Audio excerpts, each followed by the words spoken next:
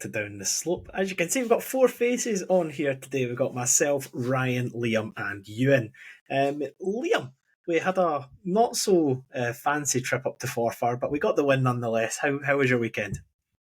That's a really good weekend, thank you, mate. Actually, football's usually the highlight of my weekend because I live such a sad life. But football this weekend was not the highlight.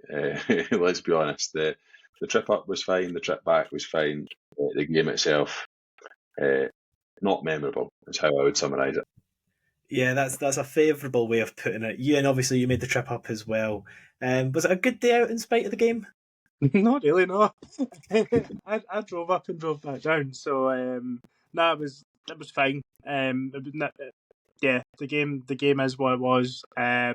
Maybe given if circumstances had been different, like time of year and all that, and if more of us could have went, it maybe would have been better. But yeah, no, even just like I was really looking forward to like terracing and stuff, but it was all I don't know what Liam thought of it, but I didn't really do anything for me Station Park. Oh, and we'll come on to that in a second. But Ryan, mainland Europe unfortunately did not have any legal way for us simpletons to watch it from home. But you listened along on the radio? Yeah, unfortunately I wasn't able to go. I had to work in order to fund future football trips. But the radio, I would rather not listen to it at all. The bias was unbelievable. So as bad as it was to watch, it was probably worse to listen. Yeah, for context, if you didn't have the open mic on, it was every 10 seconds, oh, go on, Forfar! And then when they didn't score, it was just disappointment in the studio. And then when Hibs scored, I didn't even realise, because it took me about 10 seconds to realise I'm saying, keeper's made a mistake, dodge back of the net. I was like, oh, Hibs have scored, magic. But yeah, Liam, I don't want us to touch on too much on the game, because it did sound like a bit of a slog, especially the first half. But in terms of the atmosphere and stuff, was it okay? I know there was a bit of booze at half time, but towards the end of the game after we scored, did it pick up at all? It was very, very subdued, I've got to admit. And like you, and I was excited about the sort of terracing aspect of it. But the terracing didn't really do an awful lot to add to the atmosphere. And I guess like a lot of it will be because the team didn't really give the support anything to get behind for the majority of the game. But it was a very subdued atmosphere for what was, I think, close to 3,000 away fans. A good hour and a half up the road from Edinburgh. I kind of thought the atmosphere would be one of those like really nice old ground sort of streets don't forget away days, and it wasn't. Did either of you and Liam try the Bridie? I know what Forfar famous for. No, I bumped in. So me and Lee made a bit of rookie. We stopped off at Kinross Services and got a Burger King. And we bumped into the man of the moment, or the man of 2 weeks ago, Ali Adams, our Arbroath goalie, and stopped and had a good blether with him. And so that was a bit of celebrity spotting in Kinross Services. Probably the most famous man that's ever been spotted at Kinross Services, to be honest. Oh, but I think, being honest, guys, we could probably take 20 minutes going through and slating individually the players that played that game, because there was a lot of subpar performances. But Ewan, is there any blame to be put on Montgomery for that game, or do you think it was just a cup game? We needed to get through it in the end, and we did. It was much the same as what we'd probably seen before the break, Harry. I thought, the game was poor, but Forfar had chances. But Hibs were Hibs must have dominated the ball. I'd be surprised if we had any less than 60-65% possession, if not more. And I would say that there's blame on the shoulders of the manager in the sense that we're playing the same way we were before and not creating chances, just against a much lesser opposition. But I think the players, especially on Saturday, should be taking a look at themselves. And Ryan, just one last thing in terms of the Scottish Cup. Obviously, as we said, 1-0, we got through, that's the main thing. And up next, we've got a trip to the Highlands. We're playing Inverness. What do you make of the draw? Yeah, great. It gives us an opportunity to have a proper good away day, get the train up, a few bevies, hopefully everybody can make it as well. Forfar had the makings of what would have been a good trip. Obviously I couldn't make it, but had I been able to go, it's a wee ground, it's got terracing, there's a bit of a trek to get there, etc. But hopefully Inverness provides maybe what Forfar didn't, and that includes the performance as well. Yeah, definitely. But speaking of things, performance-wise, obviously we had a lot of subpar, but we might be bringing in some players to make us that little bit better moving forward. So Liam, I'm going to come to you first. Which of the players that were linked with / have already signed would you like to cover off? Well, I take Mijana Maolida because I'm not confident that any of you are going to be able to pronounce his name correctly. I was going to say that. Based on previous episodes, I think maybe I should just take. Maybe I'll take the former Brentford player as well, or at least I'll say it for you so one of you can talk about him. No, Mijana Maolida. I know we come across as absolute fucking know-it-alls on this because we talk about players that we don't like. So most of it is based off Wikipedia searches, but I genuinely have known about this boy for about 5 or 6 years, based on one, Football Manager, and two, an unhealthy interest in Football Index, which we won't talk about because a lot of people lost a lot of money on that. I had stocks in Mijana Maolida for quite a long time. So when he was coming through, essentially at Lyon, he was a player who I was very interested in. His career has just not lived up to what was some very early promise. Let's say he was really touted as kind of being not quite Mbappe level, but sort of in that sort of next category down in French talent in football. And I'm not overstating that. He was genuinely very, very well regarded, but he hasn't hit the heights at all. He's kind of bounced around from club to club and not really found a home. I think he's one of those classic players where you look at him and go, the raw materials are there. Like, he's got the strength, he's got the pace. He looks as though, if you watch his YouTube highlights, he knows how to finish. I think the case will be whether or not he can put it all together at Hibs or not. Think of him as sorry for this comparison, but think of him as a kind of more direct version of El Yuan. He's not going to do all the sort of flicks and tricks and stuff. He's just going to look to kind of get down the outside of people and use his pace and run onto things. That's the sort of player he'll be.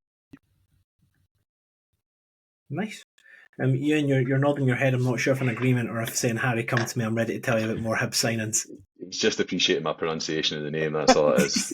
It was an agreement it was an acknowledging nod, because I've got to be honest and say that I am the polar opposite of Liam and say that I'd never heard this boy's name once in my life. No, I think I'd sort of described it at the time to you guys when it was announced as sort of the signing you would love if you'd already had a couple of safe ones in the door, if that makes sense. You know, like ones that you could hang your hat on just with sort of lack of game time at any sort of level recently. But he's certainly got pedigree. It's interesting that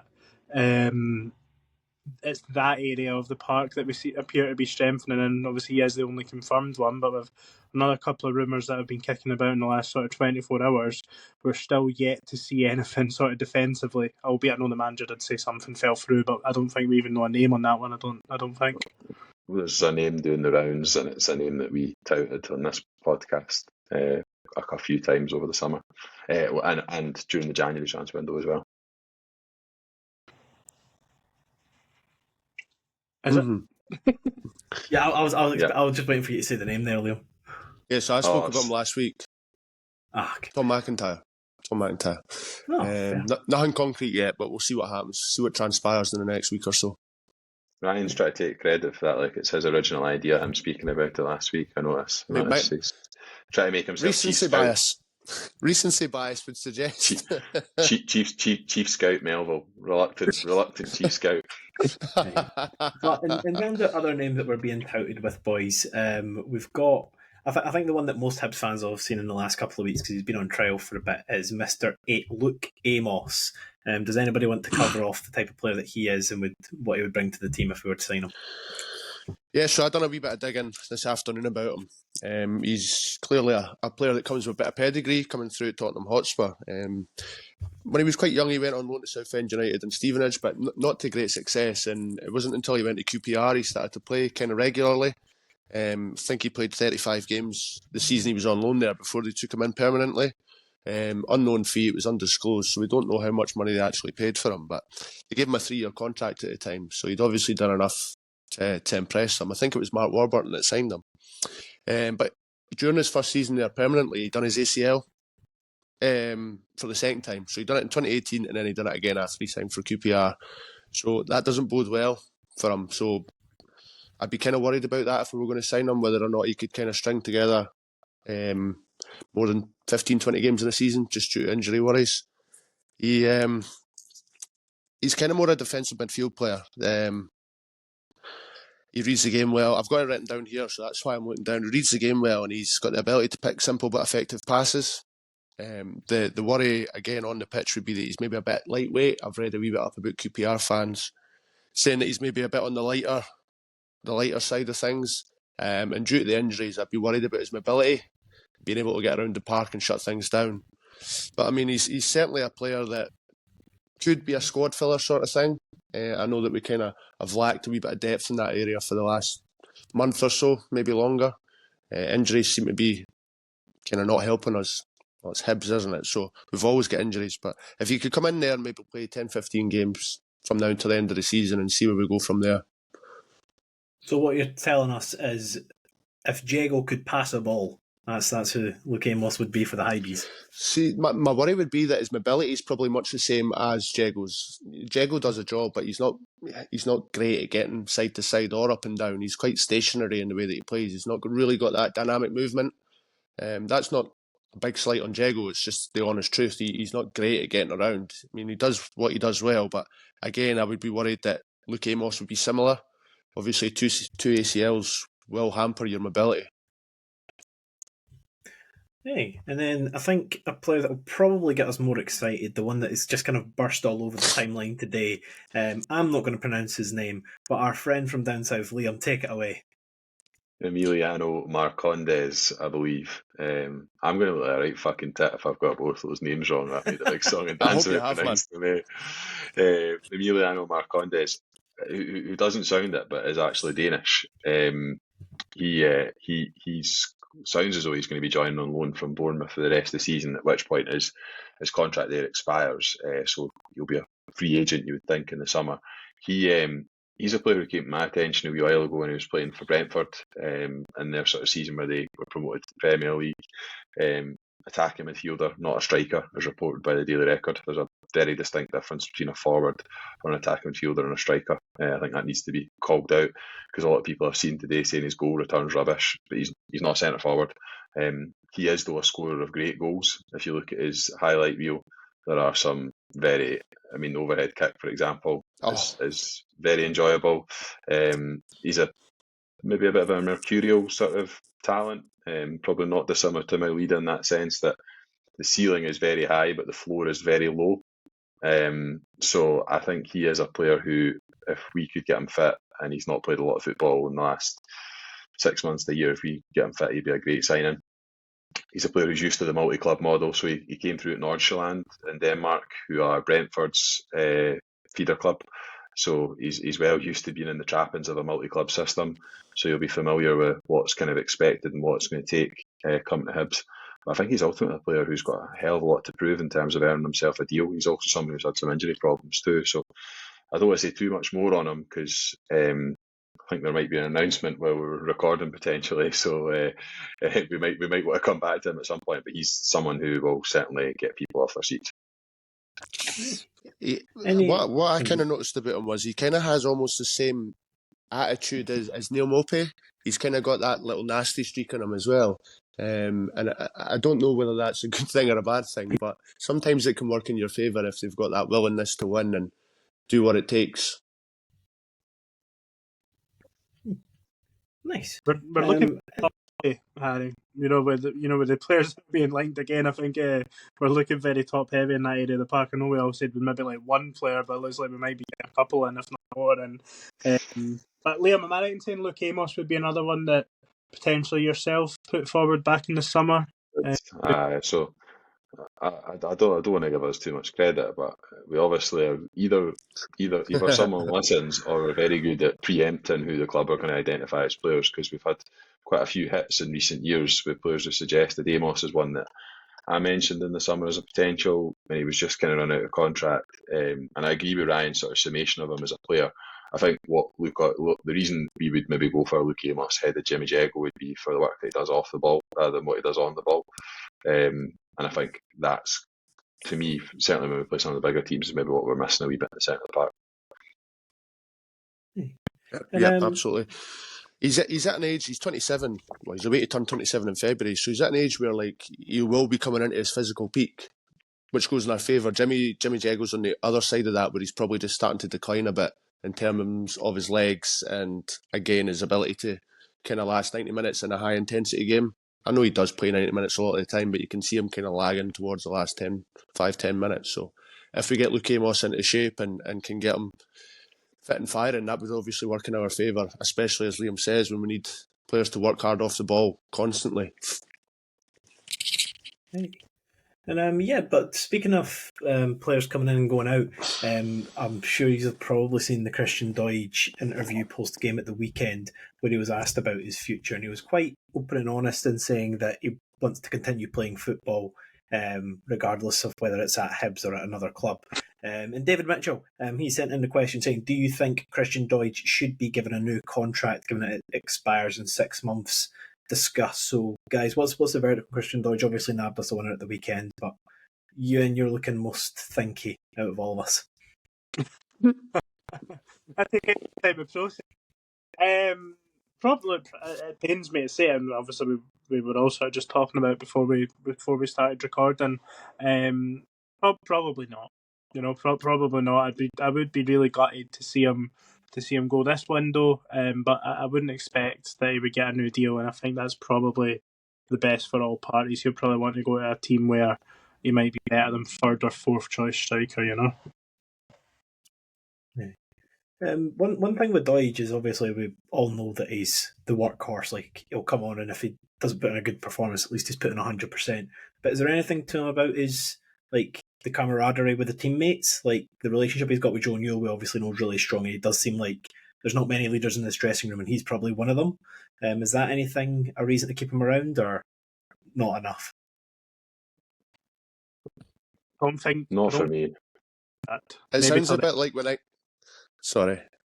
I was just going to say, it sounds a bit like when England took Conor Cody to the World Cup because he was good in the dressing room. Do you know what I mean? Like, it has to be based on football and ability, for my money anyway.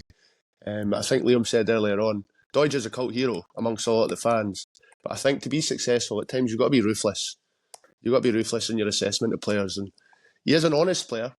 He's honest as the day is long, but unfortunately, it comes to a point where maybe he won't have the quality that we need to get to where we want to be. I don't think Doidge is appreciated anywhere near enough by the fan base. I don't think he's a cult hero in the eyes of most fans. I think he's underappreciated. He's probably even been underappreciated by us at some points.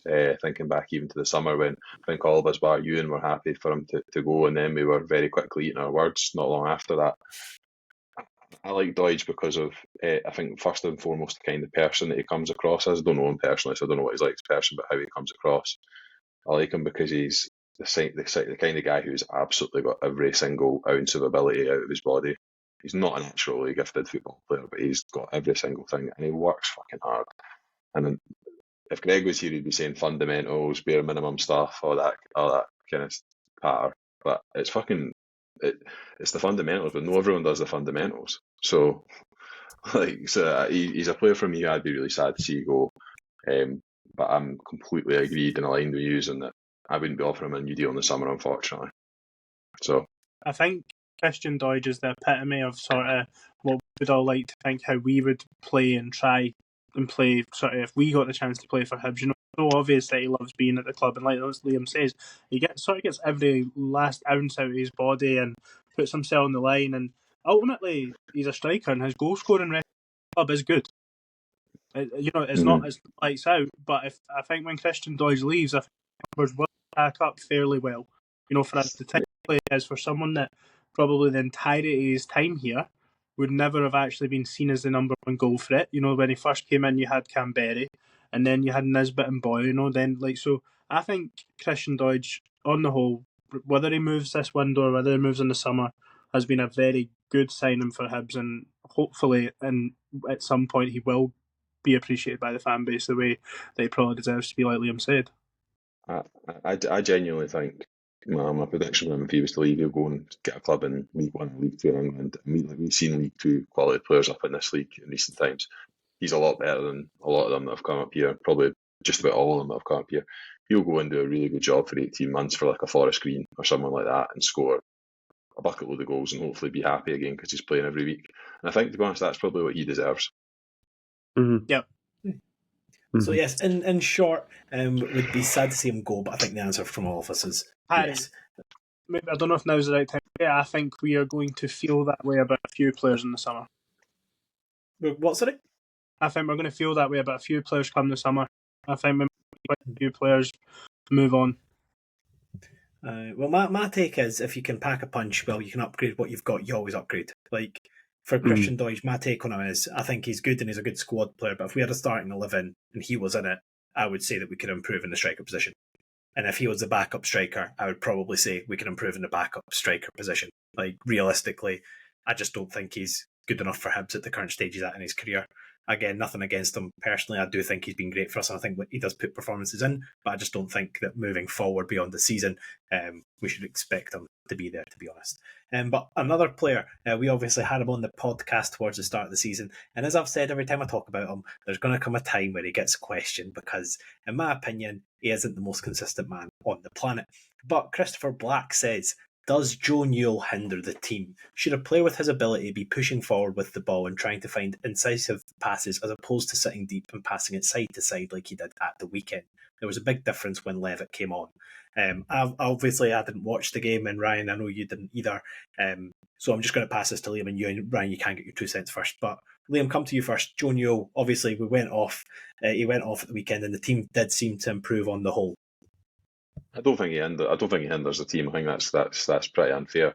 I think his form has slumped a wee bit over the last maybe 6 to 8 games. The missed penalty probably didn't do his confidence any favours. It was a very poor penalty from my perspective. It's one of the poorest penalties you can hit while still hitting the target. I wouldn't have him on penalties, and I think that probably only serves to kind of make folk maybe criticise him a wee bit more. In terms of his overall play, I think the best two centre midfielders we have that are fit and available at the club are still Levitt and Newell. And I'd probably say Newell's been the better performer of the two of them over the course of the season. He does some very good things. He's probably our most all-round, if you want to use that as a phrase, midfielder that we've got. So I don't think he's a hindrance in the current team, in the current setup. But I think there will, like every player, come a time where Joe Newell is no longer flavour of the month, and for some players that will come sooner than it will for others. I feel that's a question that we should all probably discuss. You and your take. Yeah, look, Joe Newell didn't have a good game on Saturday. That's for sure. But nor did the majority of the people that lined up with him. You know, the better players was probably Molotnikov in terms of the players that were maybe more operating in the middle of the park. But yeah, no, Liam's probably right. I think his form hasn't been to what it was at the start of the season. I think it was interesting actually what Ryan was saying when he was talking about Christian Doidge. I think when Doidge is in the team, Newell tries to hit him far too quickly. I thought he was doing that at times at the weekend, you know, sort of playing little chipped balls into him when I think if we'd kept trying to probe the way we were, we might have been more effective. But I don't think he's at any risk of losing his place in the team on a more permanent basis, mainly exactly for the reason that Liam's just said. We have 3 fit midfielders, and I simply don't think that Jago and Levitt could operate as a 2 because the ground that they can't cover, you know. So I think his place in the team's pretty much guaranteed. And Ryan, opening it slightly further than just Newell, quite a few Hibs fans, when Joe Newell's in form, says if you don't rate the boy, then you don't know football. And then others have said that Nick Montgomery doesn't know football because he doesn't start Yuan every week. Whereas, based off what we've seen on Twitter following the game, those same people were the first players to throw those players under the bus. So is it just possible that we always overrate and underrate players based off our emotions? I mean, football's an emotive sport, very emotive. A lot of things are said and done in the heat of the moment, especially in the aftermath of a poor performance or a defeat. But I mean, football's a game of opinions. We're all going to have different opinions. I might rate him, you might not. That's the way it goes. But I do find that Joe Newell is probably an easier target, a bit like Hanlon and Stevenson. He's been here for a long time now, and at times he has set quite a high bar for himself. Look at the start of the season, the performance against Luzerne. There's maybe people expecting him to churn that out week on week, which is hard to do. Football players are entitled to a bad performance now and again. I don't think he hinders the team in any way whatsoever. And I would not pigeonhole him either into a 6 or a 10. He goes box to box. and he gives everything for the team. You can't ask more than that. He leaves nothing out there. So for me, he's in the team every week, if fit and if available, until we get something better. Which will be hard, by the way. It'll cost us a few quid. As for people saying things about Nick Montgomery, he's the Hibs manager and we are not, so he obviously knows ball and we don't. Oh, he knows ball. I like it. But one more question coming from our lovely followers just now. Jeff Ashton said, with the imminent arrival of, it seems, another forward/midfielder, who drops out to make way for them, assuming they are match fit? Will there be a subtle shift in the formation? And also, just adding to that, a few people have sent in, is there any outgoings that we're expecting in January? I know it's kind of been floated in group chats and stuff. But we'll take Jeff's question first. So, with the new player coming in, who do you think in the starting 11 makes way? And do you think that there'll be a slight tweak in formation, or do you still think it'll kind of be this system that Montgomery's going for? From the team that we can be in for Molotnikov. Easy fix. There we go. That's that question answered. All right, on to my one. In terms of outgoings, you and do you want to take that first? Is there anyone you're expecting to be either loaned or sold? Probably not. I don't think. I think there was some chat about Boric and Del Ferry at the start of the window, maybe Harbottle as well. But not anyone that has commanded any minutes. Obviously, I think they were both notable absentees from the squad at the weekend, so that would suggest maybe something's happening there. No, I don't think so, Harry. I don't think we're in a position of strength to be sending anyone else out. Maybe Harry McCurdy or Christian Deutsch potentially, but that's really just looking at the way that Deutsch was speaking post game. That's it would definitely have to be bodies in before we were talking about bodies out, I think. Yeah, and you're right. Yep, just to kind of echo what Ewan's saying, I don't know if we can afford to lose any more bodies.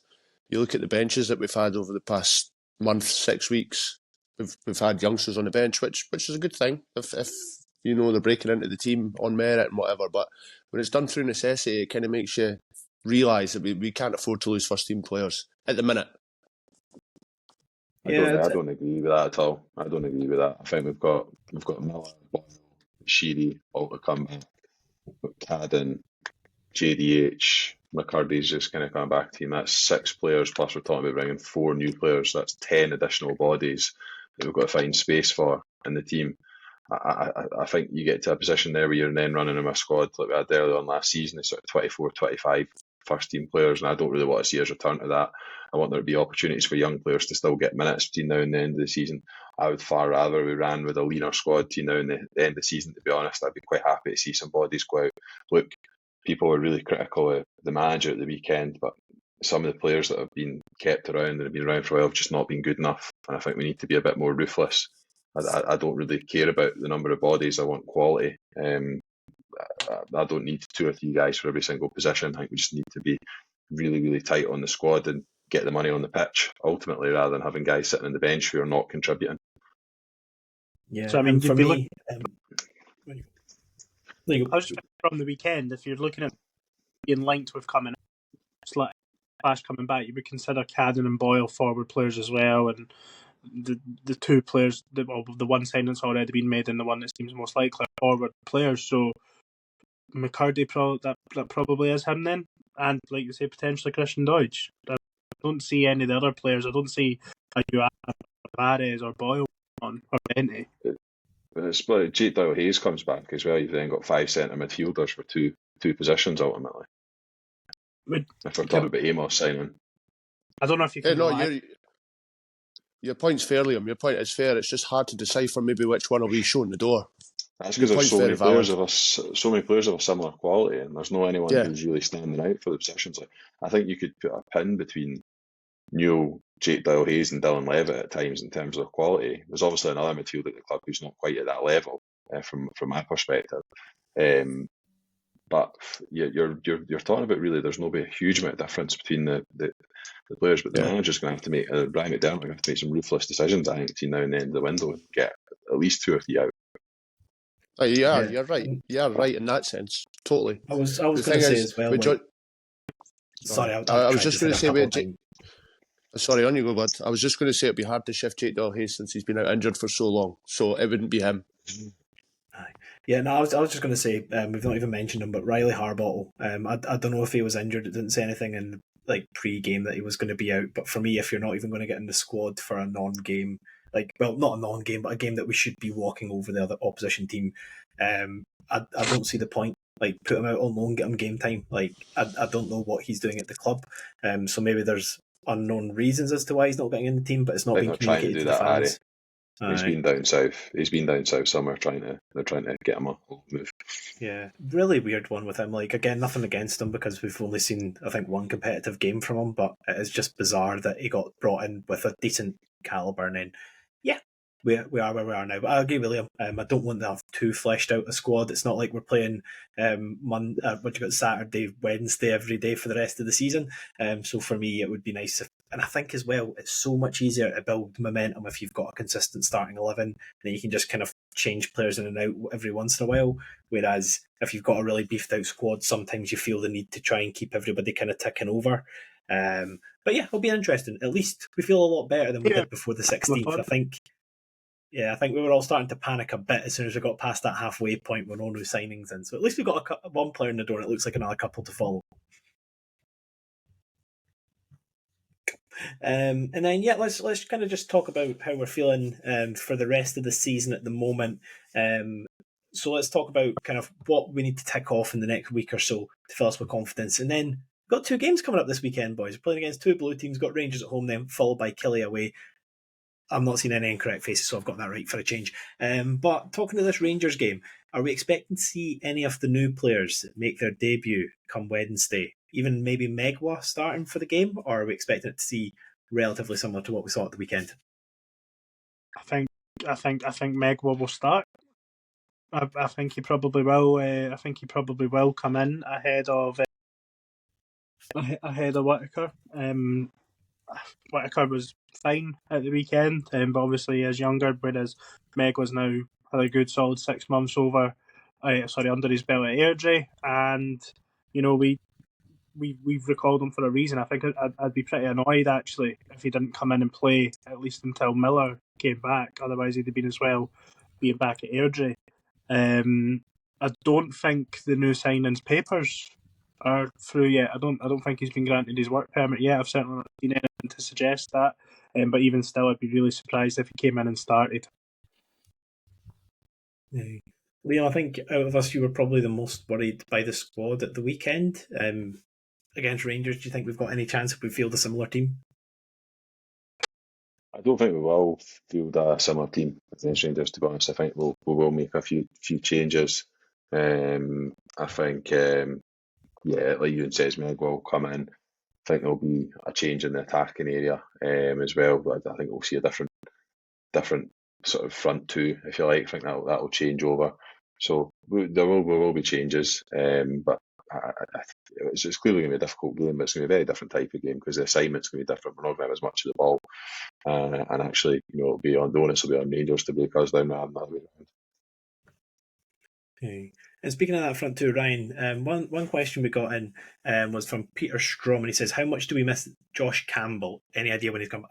Second part, who cares? But do you think that Josh Campbell's quite a bit missing at the moment? I think he adds something different to the team, maybe the other players don't. He's got that dynamic running aspect to his game. He can pop up in dangerous areas. He's a good off the ball runner, and he works hard without it as well, which can be important when you're playing away to Rangers and Celtic. You've got that forward man that kind of drops in a bit deeper and helps protect the back line. So I suppose we do miss him in these bigger games where you spend a lot of time without the ball and you need to seize your opportunities going forward. Especially on the counter-attack, he's quite good at getting high up the pitch quite quickly. I don't think we're missing him, Harry. And I think he missed the Motherwell game and the Forfar game. The Motherwell game for the first half hour, we probably played the best we've played all season. I don't necessarily see Josh Campbell improving that or the 60 minutes that followed it, and I don't think he would have performed better than Yuan or Tavares did at the weekend. So, and that's where we've been seeing him play, so off the right hand side. So I don't think we're missing Josh Campbell, albeit it's a disappointing one for him to take, being out for was it 3 months? I think it was confirmed. So he's not really going to be featuring anything. And then another thing, because we're going to come on to talk about the system, but Greasy put to us, the manager plays a 2-striker system and the strikers rarely score, and we rarely score on open play. Is this a system or style issue, or is it a lack of quality in creative areas, or are the strikers just poor? So talk to me about the system, Liam, who you expect to start in the two kind of forward positions, and why aren't they getting goals for us at the moment? So who I expect to start the next 2 games up top? Correct, yeah. And then why they aren't scoring in recent games. I think a big part of why Dylan Venty's not scoring is the positions that he's taking up on the pitch. At this moment in time, I think that's pretty plain for most folk to see. I think he'll start up front, clearly. Who starts up with him, I'm not entirely sure. I think we could potentially see Yuan deployed there if we're looking to try and maybe hit whoever we're playing on the break, whether it's Rangers or Celtic, Rangers or Kilmarnock. But I think the positions is a key thing. I also think the players are playing a wee bit sort of within themselves in an attacking sense, and it has been that way really since to be honest, the Rangers game at Ibrox, where we've been far more reserved than we were in the early period under Montgomery. So I think we will need to see us maybe get back to a wee bit more of a balance in terms of showing more of our attacking strengths, and I think maybe worrying less about covering for the fullback as well. If Meg was maybe more capable of dealing with that defensive responsibility, maybe we push up and we feel like he can handle whoever's playing on the left hand side for Rangers a wee bit more, because I think sort of one-on-one on ball defending really seems to be Megwa's strength from what I can tell. I think Harry, it'll be interesting to see if Milotnikov keeps his place in the team. You know, he came on against Motherwell and done well. I think he was probably maybe the shining light, maybe at least in the first half. I thought he'd done okay again at the weekend. But obviously it would be a big step up against Rangers. But, you know, it wouldn't surprise me to see him deployed sort of just off of Venty or up with Venty. But I know in the majority of league games we have sort of had a more pacey striker with Venty, usually Martin Boyle, so perhaps Liam will be correct and we'll see Yuan there, but I don't know who that would then leave to play in the wider areas, you know, so because I certainly don't expect to see a sort of changing system. And Ryan, speaking of wingers that we've got at the club, Dave Graham said, not wrong to look for more wide players, real lack of intelligent runs from what we have now, too often getting too close to our own players, almost zero third man runs. So what's your reaction to that, and who would you start on the flanks this weekend? I don't think we've got the option to start any other players than the ones that are available. If you're saying that the new signings work permit's not through, it kind of leaves us with what we've got, to be honest with you. But Dave's right, though. There is a real lack of kind of energy off the ball in terms of going forward. I think we can see a lot of the time when we've got a ball carrier that everybody else is kind of static off of that. I know Yuan likes to get the ball played into his feet so that he can kind of beat his man. As for Tavares, I don't see a lot of runs in behind or from out to in. So, yeah, we do need a kind of a bit of unpredictability in that sense. It's quite easy to mark somebody that's standing static. And then I think the only part of the pitch we've not covered is that defence, really. But are we all in agreement that Megwa starts? I think that's probably the main caveat, and just based off what we've heard and seen of him, it probably does. Probably will beat her for me as well, Harry. It has to. As we say, we're big Lewis Stevenson enthusiasts, but I think at the moment, at the stages of their career, Abita's simply a better left back and a better choice. Well, by the way, he was awful at the weekend. Really bad. He really he got exposed on more than one occasion on the ball and off the ball again. So we really need Fish to be on top of his game for these two games. Yeah, no, it's definitely coming into the crunch time for the season. But let's look at this Rangers game first, and let's kind of talk about predictions, because you know I love to discuss them, boys. So Ewan, we'll come to you first. What scoreline are you thinking? And if we are scoring, who's going to have a goal for us? I'm going to predict the Hibs will win, of course. So I'll say 1-0 Hibs, and a performance not too dissimilar to what we've seen against Celtic at Easter Road early in the season. And the goal scorer will be Dylan Venty. He's going to break his duck. So entirely predictable choosing the striker to score a goal, but it'll be a big relief to see him do it. Nice. And coming to you next, Ryan. I don't think it'll be too dissimilar to the 0-0 draw that we had against Celtic at home. I think it'll probably be played in a similar fashion. That'll be quite cagey from our point of view. We'll probably be limited in chances, as we usually are against these bigger sides. We don't see much of the ball, so I think we'll need to be efficient if we are going to go and win the game, but I think it'll be 0-0. Hey, and Liam, yourself? I think it'll be 2-1 Hibs. 2-1 Hibs. Are we going to take the lead first, or are they going to take it and we'll peg them back? I think we need to score the first goal to win the game, to be honest. Fair. Right. And I'm not going to ask you about Kilmarnock, because one of my pet peeves is when we discuss results when there's a game in between, because before and after we play Rangers, I've got a very different prediction for Kilmarnock. We're either beating them 5-0 or 3-0, and I'd rather be accurate. And you know what, that feels like a happy note to end on, so we'll leave it there. Hibs 5, Kilmarnock now. But no, thanks so much as always, guys, for listening, and we will catch you next time. Goodbye. Cheers.